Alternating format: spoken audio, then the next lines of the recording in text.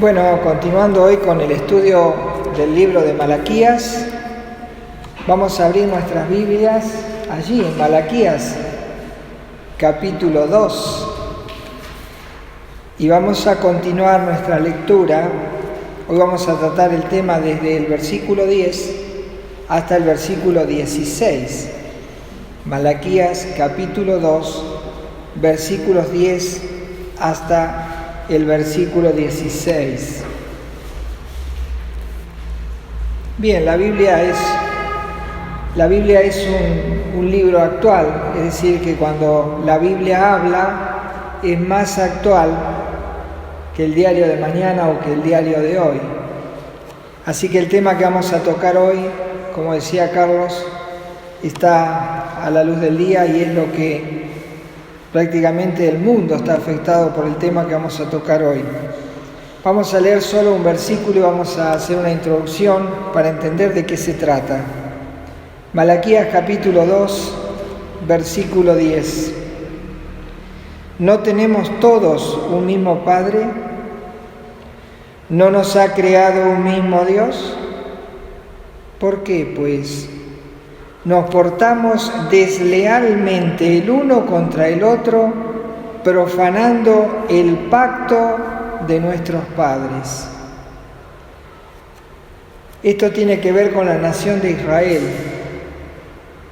La nación de Israel fue y es un pueblo que Dios llamó aparte para tener un trato especial con él. Y Dios les dio nuevas leyes, nuevas normas de conducta y de convivencia. Y ellos contraían matrimonios. Y cuando había un matrimonio era porque el padre era el que hacía todo la entrega de la hija, el que trataba con los padres del novio, se hacía todo un protocolo familiar. Y eran las jóvenes, se casaban muy jóvenes. Algunas a los 15 años ya el padre la daba en casamiento. Bueno, esa niña prácticamente, o esa joven, comenzaba a desempeñarse en el hogar, a atender a su marido, criar a sus hijos.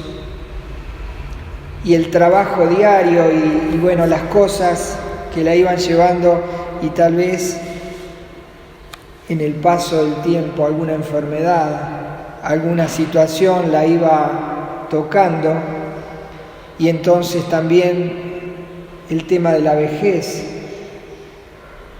Y tal vez allí es donde empieza el problema, porque los varones buscaban mujeres más jóvenes y se divorciaban de las esposas. Pero claro, ellos no podían contraer o buscarse una mujer más joven dentro de la nación de Israel, porque las mujeres jóvenes, por lo menos la mayoría, se sujetaba a la ley de Dios. Entonces, ¿qué es lo que hicieron los hombres?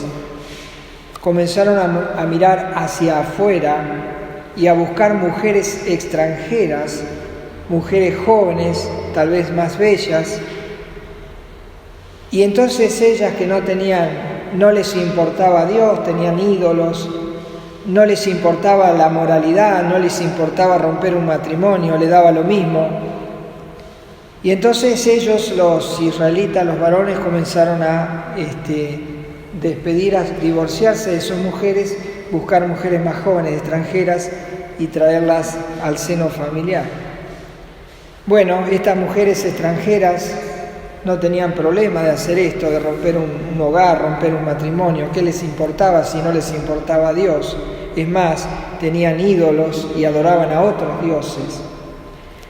¿Esto qué pasaba? Que cuando aquel varón se casaba con una mujer que tenía otros ídolos, que adoraba a otro Dios, que no le importaba el Dios de Israel, comenzaba a torcer el brazo del varón hasta que lo sacaba de la ley de Dios.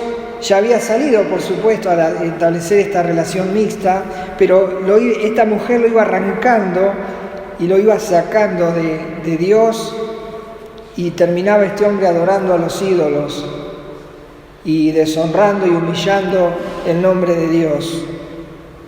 Bueno, Dios está enojado con estas cosas, porque justamente es lo que pasa en estos tiempos. Ha pasado toda la vida, desde que Dios estableció el matrimonio, desde allí comenzó Satanás a impedir que el matrimonio, que es el seno de toda una vida, que es la moralidad que marca las sociedades, que marca, de hecho la iglesia está conformada por matrimonios.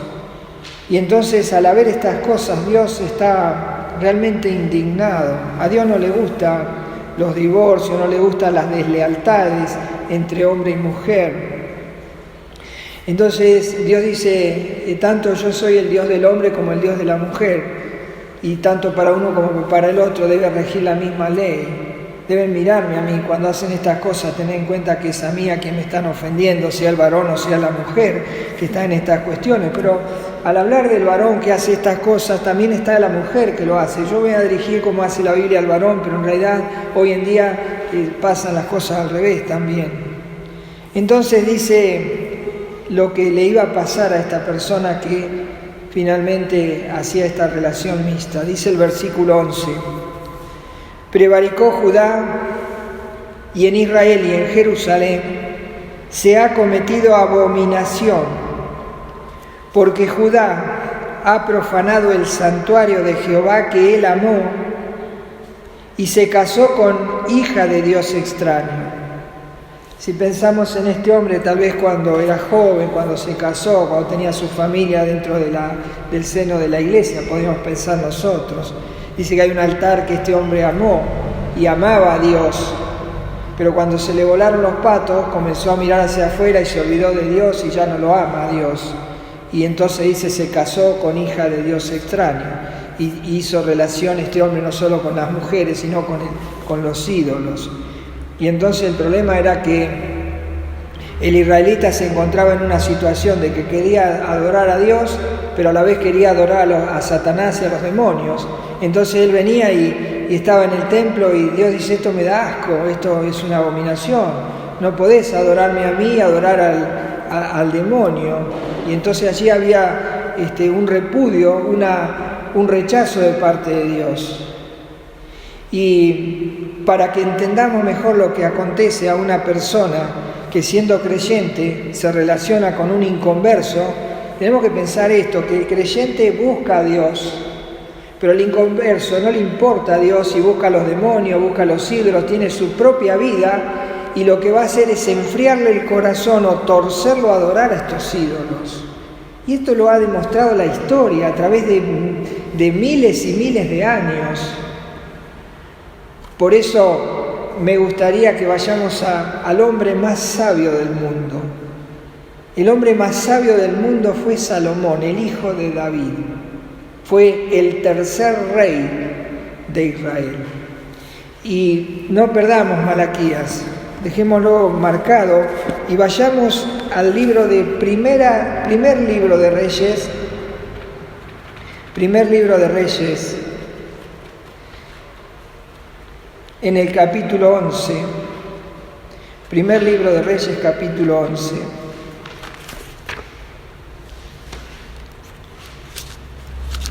Vamos a observar la devastación terrible que puede ocurrirle a una persona sin tener en cuenta que sea el hombre más sabio del mundo, pero también está en las mismas condiciones que todos y puede caer en pecado. Bueno, este rey de Israel, con toda la sabiduría, cuando comenzó, que era muy joven y Dios lo llamó para ser el rey de Israel, dice que él le pide a Dios en su juventud, le dice que le diera sabiduría para manejar una nación tan grande, para juzgar a una nación tan grande. Y Dios le dice, sí, yo te doy la sabiduría, te doy más que la sabiduría, te voy a dar riquezas como nadie la ha tenido. Pero una cosa te digo, Salomón, tenés que obedecer mis mandamientos y ser fiel. Si vos sos fiel, dice, yo voy a establecer tu trono para siempre. Tu trono será estable. Pero este hombre sabio fue pasando el tiempo y se fue olvidando de este pacto que hizo con Dios. Dice, primer libro de Reyes, capítulo 11, versículo 1. Pero, el rey Salomón amó, además de la hija de Faraón, a muchas mujeres extranjeras, a las de Moab, a las de Amón, a las de Edom, a las de Sidón y a las Eteas, gente de las cuales Jehová había dicho a los hijos de Israel: no llegaréis a ellas, ni ellas se llegarán a vosotros, porque ciertamente harán inclinar vuestros corazones tras sus dioses. A estas, pues, se juntó Salomón con amor, y tuvo 700 mujeres reinas y 300 concubinas. ¿Y qué pasó? Dice, tristemente, y sus mujeres desviaron su corazón. Y cuando Salomón era ya viejo, sus mujeres inclinaron su corazón tras dioses ajenos, y su corazón no era perfecto con Jehová su Dios, como el corazón de David su padre, de su padre David, Dice, porque Salomón siguió a Astoret, diosa de los sidonios, y a Milcom, ídolo abominable de los amonitas. E hizo Salomón lo malo ante los ojos de Jehová, y no siguió cumplidamente a Jehová como David su padre. ¿Qué les parece? El hombre más sabio del mundo, el hombre que tenía que juzgar a Israel con toda su sabiduría, se ocupó de hacer alianza, de dejar al Dios de Israel para irse tras los ídolos, tras los dioses. Y cuando más iba creciendo la cantidad de mujeres, lo iban torciendo cada vez más, y cuando era ya viejo lo torcieron del todo, y finalmente, tristemente, el hombre más sabio del mundo quedó doblado ante la inmoralidad, ante el adulterio, ante el desprecio a Dios que lo había llamado. Y entonces Salomón, ya cuando él entiende que ya no hay retorno para él, porque ya era viejo, estaba torcido, y entonces le va a escribir a su hijo, y le va a advertir a su hijo, y cuando advierte a su hijo va a pensar en lo que le pasó a él, y él no quiere que a su hijo le pase lo mismo. Por eso nosotros tenemos que pensar, muchas veces decimos, bueno, pero yo ya no tengo solución. Bueno, pero tenés un hijo, tenés un nieto, ¿y qué le vas a enseñar? Salomón dice, bueno, yo le voy a dejar una carta a mi hijo. Y escribió Salomón más de 1000 proverbios, pero un proverbio entero lo dedicó a educar a su hijo en estas cosas, porque sabía que él terminó torcido y su hijo podía terminar también igual, y él no quería eso. Entonces le va a contar la historia a su hijo de lo que le pasó. Dice allí el libro de Proverbios capítulo 5, es un libro que nosotros debiéramos marcar para educar a nuestros hijos, a nuestros nietos y a todo aquel que busca consejo en cuanto a la relación marital, a la fidelidad conyugal. Dice Proverbios capítulo 5. Vamos a leer primero versículo 1 y 2. Dice, hijo mío. Él escribe en tinta, en puño, en letra a su hijo. Dice, hijo mío, está atento a mi sabiduría y a mi inteligencia inclina tu oído. Escúchame, por favor. Dice, para que guardes consejo y tus labios conserven la ciencia. ¿Quieres ser sabio? No seas como yo. Dice, hijo mío, te voy a decir algo, presta atención. Y entonces le va a decir lo que le va a pasar cuando él busque una mujer extranjera o se una en yugo desigual con algún incrédulo, una incrédula, y le va a contar qué le pasó a él y lo que nos puede pasar a nosotros, a nuestros hijos, a nuestros nietos. Y entonces le cuenta la actitud de esta mujer extraña. Dice el versículo 3, dice, porque los labios de la mujer extraña destilan miel, parecen sabrosos, dice, y su paladar es más blando que el aceite. Dice, más su fin es amargo como el ajenjo, agudo como espada de 2 filos. Dice, sus pies descienden a la muerte y sus pasos conducen al Seol. Sus caminos son inestables, no los conocerás si no considerares el camino de vida. Es decir, no te darás cuenta de la verdad hasta que no estés atrapado en la red, que estés cautivado, esclavo bajo esta condición. Dice, no te vas a dar cuenta, pero al final cuando te des cuenta estarás atrapado y no podrás salir. Entonces le dice, ya que le voy a escribir a mi hijo, le voy a escribir a todos los hijos, a todos los niños. Y entonces empieza a decir qué es lo que tienen que hacer. Dice, yo no oí el consejo.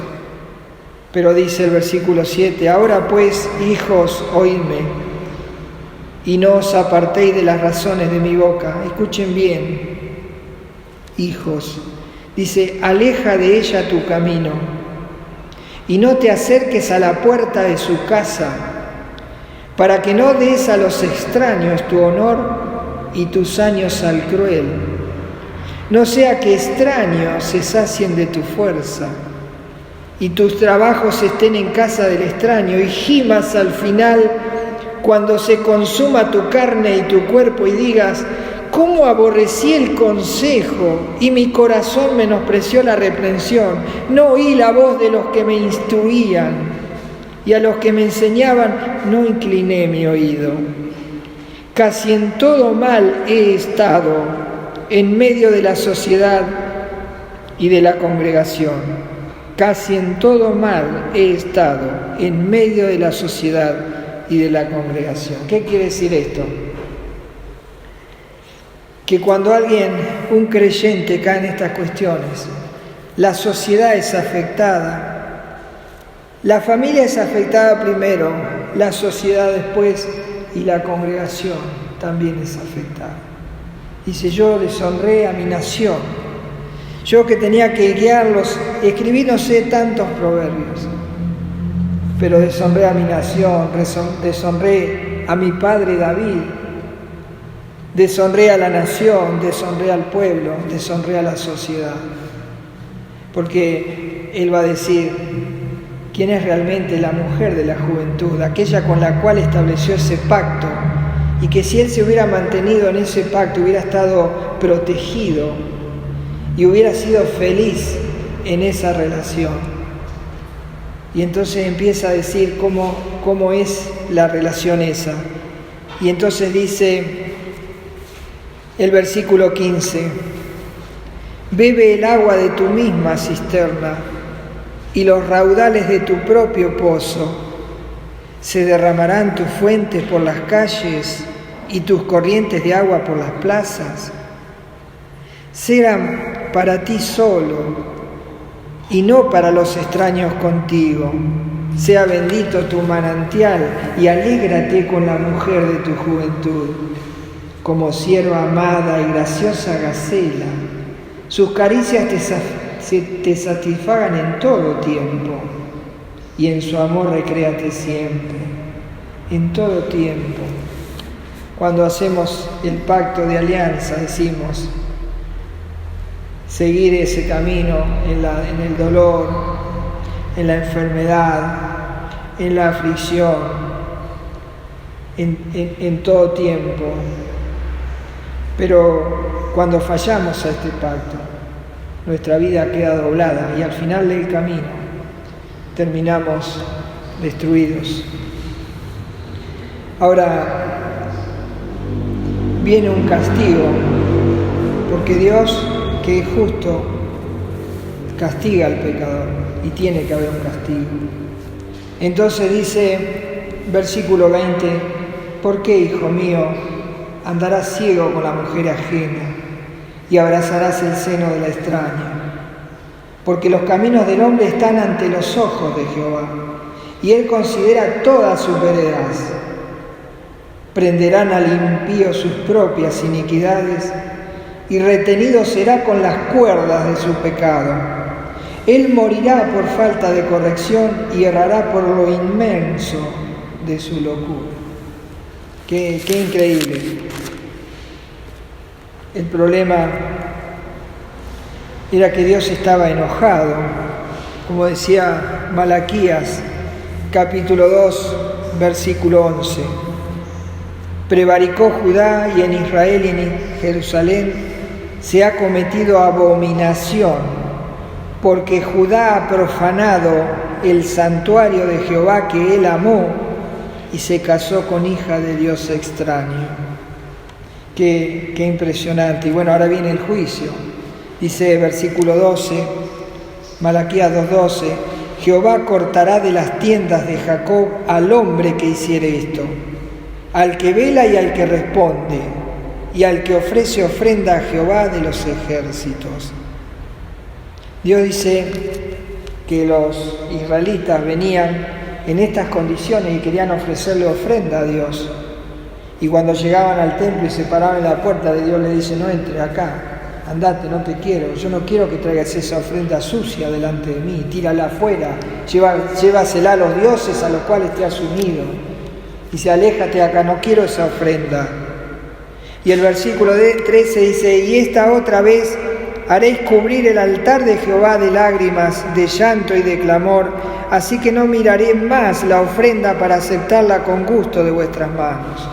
Ellos traían la ofrenda y la mujer de su juventud lloraba. Y con ese llanto dice: yo de esa manera no quiero esa ofrenda. Y él dice que el corazón del hombre es tan duro que aún le pregunta a Dios: ¿por qué me estás castigando? ¿Qué hice de malo? Entonces dice el versículo 14: mas diréis ¿por qué? Y entonces Dios va a responder ¿por qué? Dice: porque Jehová ha atestiguado entre ti la mujer de tu juventud. Dice: yo estuve allí, yo escuché de tus labios el pacto que hiciste con ella, el que ella hizo contigo, yo estaba allí. Dice: contra la cual has sido desleal, siendo ella tu compañera y la mujer de tu pacto. Y ahora le va a decir lo que pasó al principio con Adán y Eva. Dice: ¿no hizo él uno, habiendo en él abundancia de espíritu? ¿Y por qué uno? Dice: porque buscaba una descendencia para Dios. Guardaos, pues, en vuestro espíritu, y no seáis desleales para con la mujer de vuestra juventud. Aquí encontramos que Dios da las razones, porque Dios es un Dios de pactos. Y Dios en el principio dice: varón y hembra los hizo. Y podría haber inventado muchas mujeres para Adán, pero hizo una sola, y la hizo de una parte de Adán, no la hizo de la tierra, la hizo de una parte de Adán. Por eso dice que hizo uno solo. Cuando hay una unión matrimonial, dice que es una sola persona la que Dios ve. Y dice: cuando eso se rompe, dice, a mí me da asco de ver cómo se desprecia este proyecto que hice desde el principio de los tiempos. Y hoy tenemos toda la sociedad de esta manera. No hay lugar donde no esté el rastro que haya dejado esta inmoralidad, este adulterio, esta desastrosa vida que estamos viviendo. Ahora Dios nos llama a nosotros, hermanos. Nos llama primeramente a ordenar nuestra vida y seguir fiel al Señor. Y la otra es consagrarnos al Señor. Y la otra, lo más crítico, es educar a nuestros hijos y a nuestros nietos y explicarles estas razones. Y explicarles lo que va a pasar, porque muchas veces decimos: bueno, es una buena piba o es un buen pibe, parece bueno, sí, bueno, ya lo va a arreglar. No lo va a arreglar, va a terminar doblado y al final, cuando sea viejo, lo va a deshonrar, lo va a despreciar. Y esa no es la mujer de la juventud o el hombre de la juventud. Por lo tanto, Dios nos está llamando en esta hora, donde se ve tanta desolación, tanta devastación, tantos adulterios, tantos matrimonios rotos. Bueno, Dios nos llama a nosotros a la consagración. Así que dice el versículo 16: porque Jehová, Dios de Israel, ha dicho que Él aborrece el repudio, y al que cubre de iniquidad su vestido, dijo Jehová de los ejércitos: guardaos pues en vuestro espíritu y no seáis desleales. Hay que ser leal a uno mismo, porque no hay mejor honra que ser leal. y cuánto más a aquel con el cual hemos pactado, y cuánto más a Dios. Hay un pasaje que vamos a leer, 2 Corintios capítulo 6,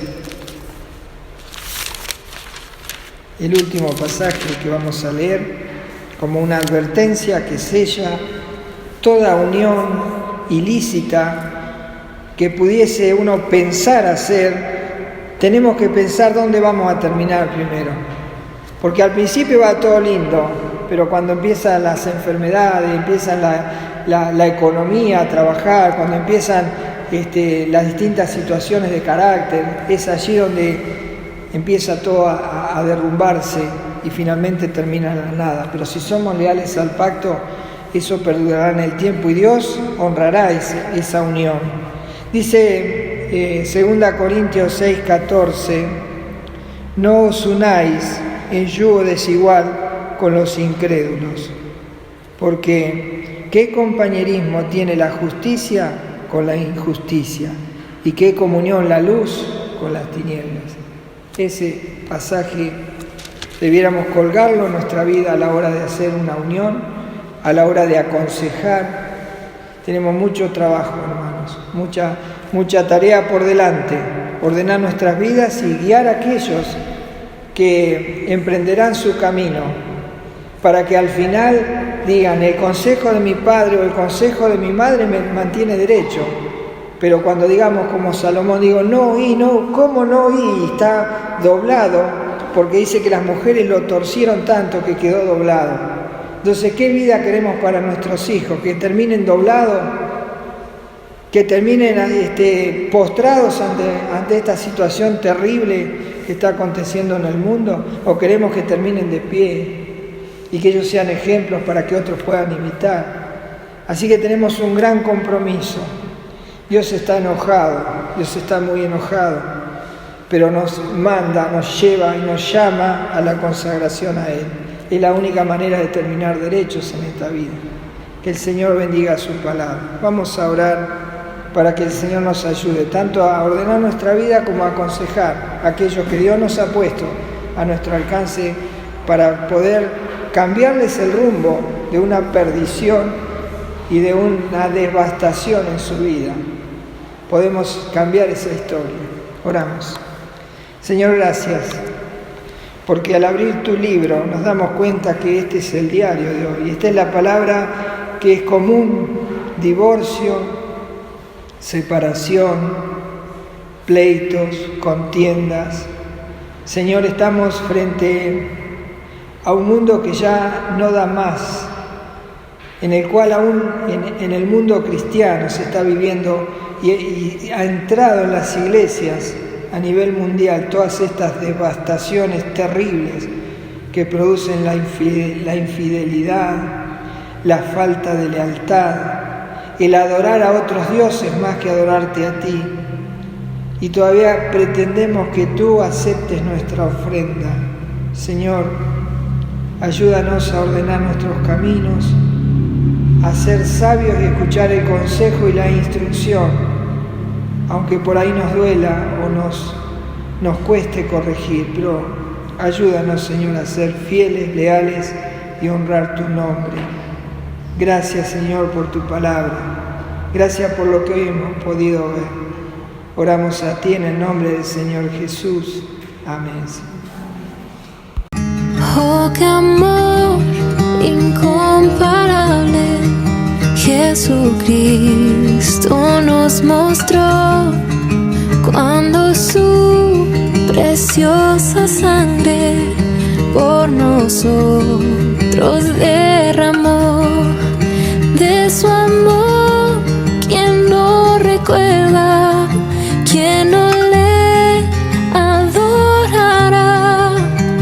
Exaltado sea por siempre nuestro príncipe de paz.